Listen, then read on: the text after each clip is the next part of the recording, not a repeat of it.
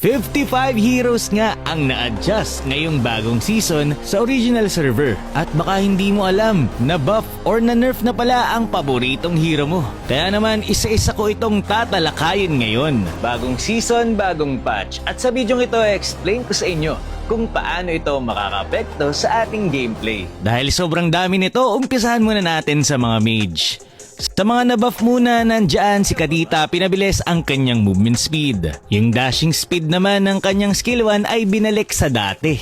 Pinabagal lang ito ng konti pero binawasan naman ang mana cost nito. Samantalang yung skill 2 naman ay mas mabilis nang umangat at binawasan din ang mana cost.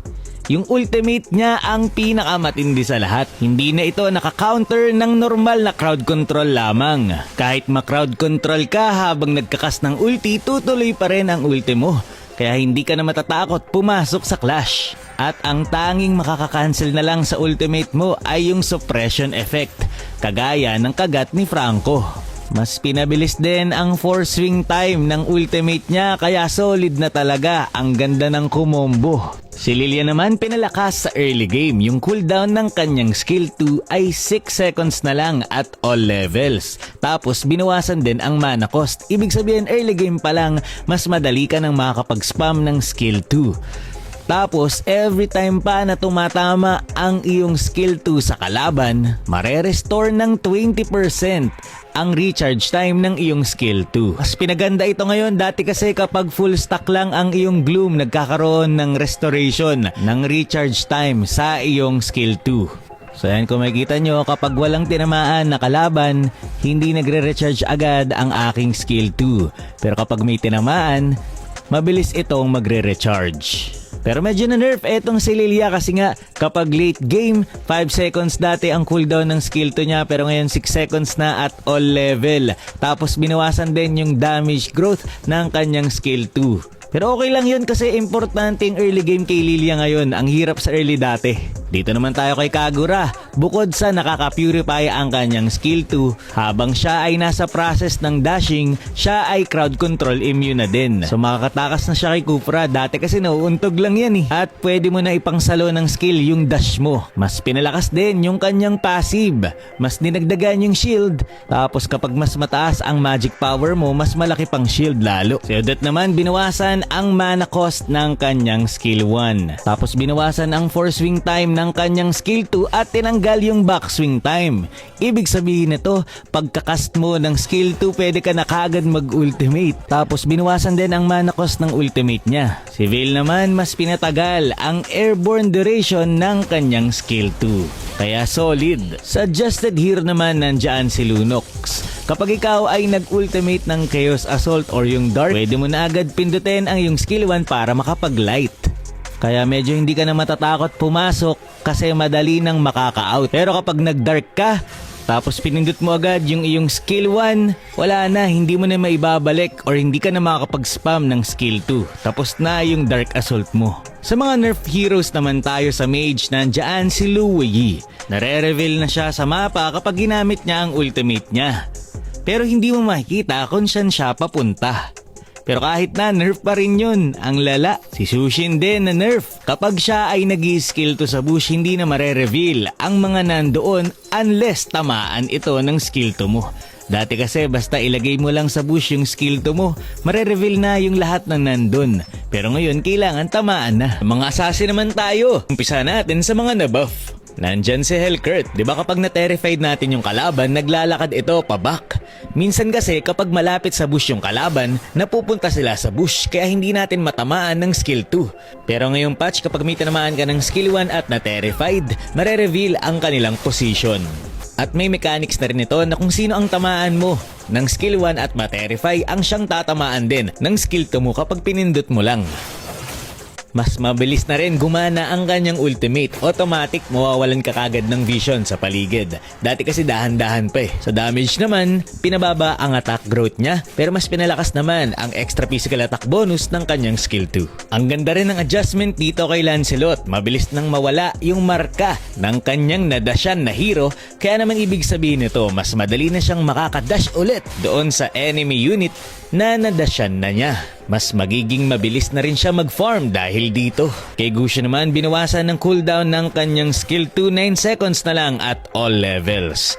Samantalang yung second casting naman ng kanyang ultimate ay mas pinalayo na at mas pinabilis pa. Grabe ang layo na nung dash ng kanyang ultimate at binawasan din ang cooldown ng ultimate niya. Kaya naman posible nang magamit si Gusion ngayon.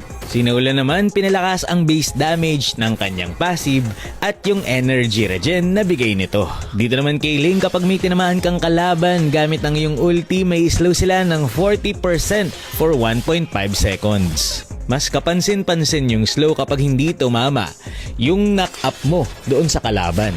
Slow lang yung matatanggap nila. Nabuff din si Saber, dati kasi mas mahina ang damage ng kanyang skill 1 sa mga jungle monster, merong 50% reduction. Pero ngayon tinanggal na yon, kung ano na ang damage mo sa mga hero, gano'n na ang damage mo sa mga jungle monster. Kay Amo naman tayo, binawasan ang cooldown ng kanyang skill 1. Mas pinabilis din ang armor charge interval kapag siya ay nasa camouflage stage. Yung second skill niya at ultimate ay binawasan din ng cooldown.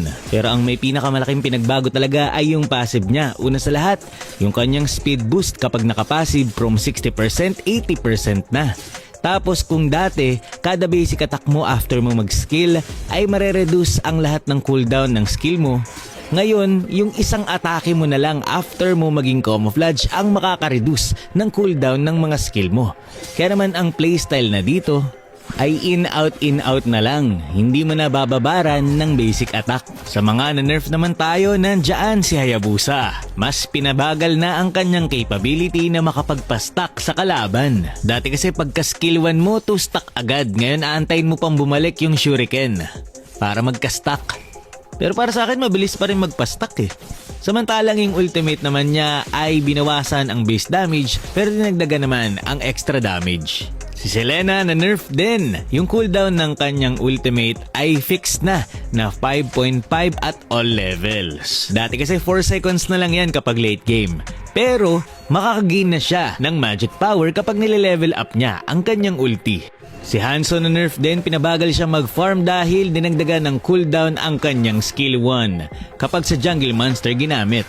Pero kapag sa Lord and Turtle mo ginamit, imbes na 50% lang, 60% na ang marereduce na cooldown sa skill 1 mo. Si Julia naman ay pinabagal mag-farm dahil 75% na lang ang damage ng kanyang enhanced basic attack sa mga jungle monster.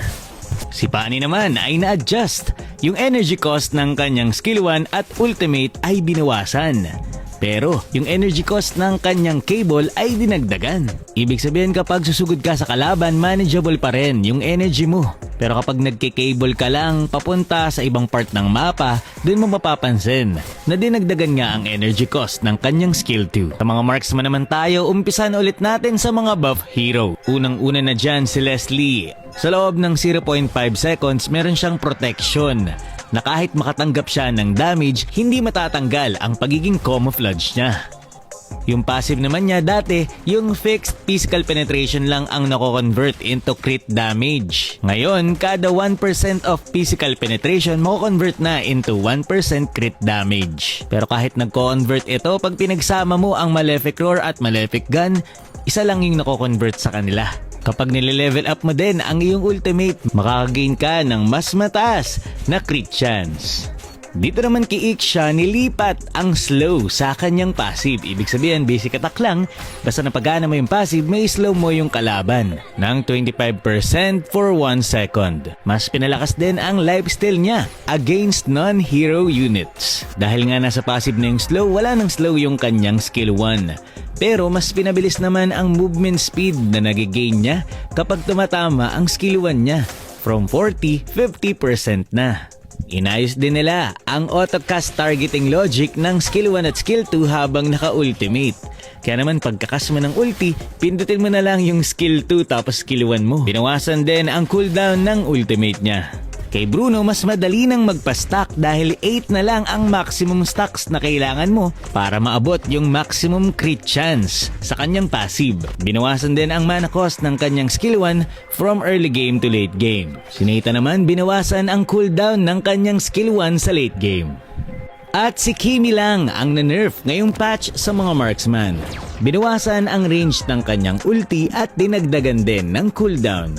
At eto na ang may pinakamaraming na-adjust na hero sa fighter. Umpisahan na natin sa mga buff. Umpisa natin dito kay Arlott, mas pinalakas ang kanyang survivability kasi meron na siyang base heal sa kanyang skill 2 kapag nagdash siya sa may marka. At after dashing, magkakaroon pa siya ng movement speed. Habang nililevel up mo din ang ultimate mo, marereduce ang cooldown ng passive mo by 1 second. At ang tanging makaka-cancel na lang sa ultimate ni Arlott ay ang suppress skill.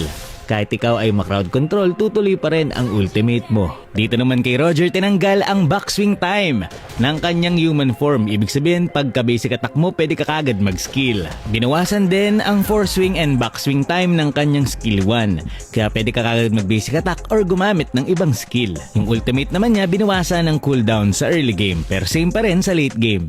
So ibig sabihin lang ng patch na to kay Roger, mas smooth na ang pagpapalitan mo ng atake sa kanya. Kay Yuzong naman, mas inimprove ang efficiency ng lost HP recovery sa kanyang passive. Samantalang yung ultimate naman niya ay sobrang laki ng dinagdag na HP boost from early game to late game. Dati 600 to 1,000 lang, ngayon ay 1,000 to 2,000. Si Mincetar, dinagdagan ang base damage ng kanyang passive skill. Tapos yung damage ng kanyang skill 1 ay total physical attack na. Yung skill 2 naman niya, binawasan ng cooldown, 4 seconds na lang at all levels. At nilagyan din nila ito ng base damage, tapos total physical attack damage na rin ang damage nito. Ibig sabihin nito, pwede ka na mag-build ng tank item or semi-tank item, pero makakapag-deal ka pa rin ng damage dito kay Mincetar. Sa X-Borg naman, mas madami na ang number of rotation sa ultimate niya. Ibig sabihin, mas matagal na siyang untargetable. At meron din itong new effect na kapag nag-ultimate ka, babalik ang lahat ng Firaga armor na nasa lapag papunta sa'yo after sumabog ng ultimate mo. So mas mataas na sustainability para kay X-Borg. Kay Uranus naman, ang kanyang damage ay hindi na nakadepende sa stack na nailalagay niya sa kalaban. Nakadepende na ang lakas ng kanyang skill 1 sa dami ng kanyang Radiant stack. Mas mataas na stack para sa kanyang passive, mas malakas na damage. Pati yung basic attack ni Uranus ay mas malakas na kapag mas mataas ang stack ng passive niya. Kaya mas magiging malakas na siya mag-push. Baka pahirapan na tayo nito kapag sumasegue ito. Kay Lapu-Lapu naman, ang kanyang skill 1 ay binawasan ng cooldown sa late game. Tapos suppression na lang ang makaka-cancel dito. Yung normal na crowd control ay hindi na makaka-cancel ang skill 1 mo. At yung skill 2 naman niya ay mas pinaganda kasi kahit isa lang yung kalaban mo, makakagain ka na kagad ng 30% damage reduction kapag tinamaan ito ng skill 2 mo. Tapos kapag marami ka pang tinamaan, yung additional na kalaban ay 8% ang dagdag na damage reduction. So total of 62% damage reduction ang makukuha mo kung lahat ay mapapatamaan mo ng skill 2. Pero ginawang 3 seconds na lang ang damage reduction duration. Si Terisla naman binawasan ng cooldown ng skill 1. Tapos yung kanyang skill 2 naman ay dinagdagan ng damage sa minions sa early game. Si Pakito naman binawasan ang cooldown ng kanyang skill 2 at ultimate. Samantalang si Ruby naman, mas pinalakas ang spell bump. Dati, 5% lang ang base spell bump nito. Pero ngayon habang nagle-level up siya, mas tumataas ang kanyang base spell bump na umaabot ng 20%. Pero, ang kanyang defense increase after dashing ay binawasan. Si Aldous, binawasan ang mana cost ng skill 1. ML, di pa sapat yung buff nyo dito kay Aldous. Si Guinevere mas pinatagal ang airborne effect ng skill 2 from 0.8, 1 second na. Si Alucard naman, pinalakas ng 10% ang lahat ng kanyang damage sa mga jungle monster. Sa mga nerf naman tayo, una na dyan si Lucas, nabawasan ng kalahati ang resolve na nagagain niya per second. So mas matagal na siyang makakapag-ultimate kung hindi siya umaatake ng kalaban. Kapag na-takedown ka rin ng naka-ultimate, pagkabuhay mo hindi na rin mare-retain ang iyong resolve.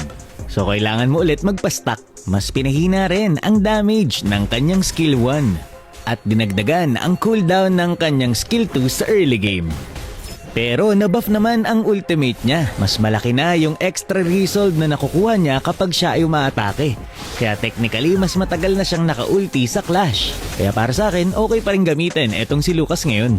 Si Freya pinahina sa jungle. 75 na lang ang damage ng kanyang basic attack sa mga jungle monster. Si Alpha din, 75% na lang ang nadidil na damage ng kanyang mga skill sa jungle monster. Si Johed na nerf din, binawasan ang kanyang leashing capability. 50% na lang ang epekto ng kanyang passive sa mga jungle monster. Next natin ay ang mga tank. Sa mga buff heroes muna tayo. Dito kay Kupra, kapag tumama ang iyong skill 1 sa kalaban, mababawasan ang backswing time nito ng 60%. Ibig sabihin makakast mo agad ang ultimate mo after tumama ng skill 1 mo. At hindi na rin makakancel ng crowd control skill ang ultimate mo upon casting. Tanging suppress na lamang ang makakakancel sa ultimate mo. Kay Minotaur naman, nabuff halos lahat ng attributes na pampakunat, base physical and magic defense, at physical and magic defense growth. Si Atlas naman, nabuff ang passive. 2 seconds na lang ang kailangan mo para ma-frozen ang kalaban na nilapitan mo after mong mag-skill. Si Esme rin, nabuff ang ultimate, binawasan ang mana cost nito at binawasan din ang cooldown. Sa mga na-nerf naman tayo, nandyan si Baksha. Kasabay ng pag-nerf ng lahat ng anti-heal item, na-nerf din ang anti-heal ni Baksha. 40% na lamang ito. Na-nerf din si Chip. Kapag ginamit niya ang kanyang skill 4, mare-reveal siya sa mapa at kung saan siya pumunta. Dinagdagan nito ng 1 second for swing, kaya medyo matatagalan na siya bago makapag-teleport. Sa adjusted hero naman, nandyan si Barats dahil naapektuhan na ng resilience ang knock-up effect. Kagaya nito, nakabarats ako tapos naka-top boots pa ako at brute force. Tignan nyo kung gaano kabilis lang yung knock-up ni Kadita. Dahil dyan, ginawa nilang 20% na lang ang maximum resilience ni Barats kapag full stacks. Pero mas pinalakas naman ang kanyang hybrid defense. And last, sa mga support, isa lang yung nabuff, si Rafaela lang. Nandito na yung bagong passive ni Rafaela na kapag na-takedown yung kakampi mo, pwede mo siyang buhayin. At nakadepende sa tagal ng spawn time ng kakampi mo ang magiging cooldown ng iyong passive. Pero ang maximum cooldown ng iyong passive ay 240 seconds. Hindi rin nga pala naapektuhan ng cooldown reduction ang bagong passive ni Rafaela. Kapag binuhay mo rin ang kakampi mo, makakagain siya ng movement speed para makabalik ulit siya sa Clash. Pero pag gagamitin mo ang passive mo, dapat magtago ka kasi kapag inatake ka ng kalaban o kaya naman ng tore ng kalaban, makakancel ang passive mo. Kaya maganda kung nakatago ka para hindi makancel ang passive mo. Na-adjust naman ang kanyang skill 1. Dati 4 seconds at all level ang cooldown ng skill 1 niya. Ngayon ay 5 seconds na sa early, 3 seconds naman sa late game. Dahil mas mabilis na ang cooldown nito sa late game, binawasan nila ang damage sa late game. At para mabalance naman ito, from 5 seconds, 6 seconds na ang itatagal ng marka sa kanyang skill 1. Sa mga nerf heroes naman tayo, unahin na natin etong si Kalea. Ang kanyang passive ay wala ng knockback effect. Tapos binawasan din ang damage nito. Yung kanyang skill 2, pinaikli ang distance. Ganon din ang ultimate niya, mas pinaikli rin. Si Matilda naman, binawasan ang shield na makukuha mo mula sa iyong skill 2 at yung shield na makukuha ng kakampi mo. Si Florin naman ay na-nerf, hindi na siya nakakatanggal ng anti-heal effect kapag siya ay nag-ultimate. Pero dinagdagan naman nila ang healing receive ng mga kakampi niya ng 12% upon activation. Na-nerf din si Angela. Mas maliit na ang shield na matatanggap ng kakampi niya. And last, adjusted hero naman tayo, nandito si Estes. Pinahina ang kanyang heal sa skill 1 at sa kanyang ultimate, pero nagbibigay na siya ngayon ng hybrid defense sa kakampi na hinihil niya. Tinry ko rin dito, nag-ultimate ako at lahat ng kakampi ko ay nabigyan ko ng hybrid defense. Nabawasan man ang heal niya, mas kukunat naman kayong lahat. Grabe, yun lang muna for this video. Susunod natin ang mga battlefield adjustment. Maraming salamat sa panonood and to God be the glory.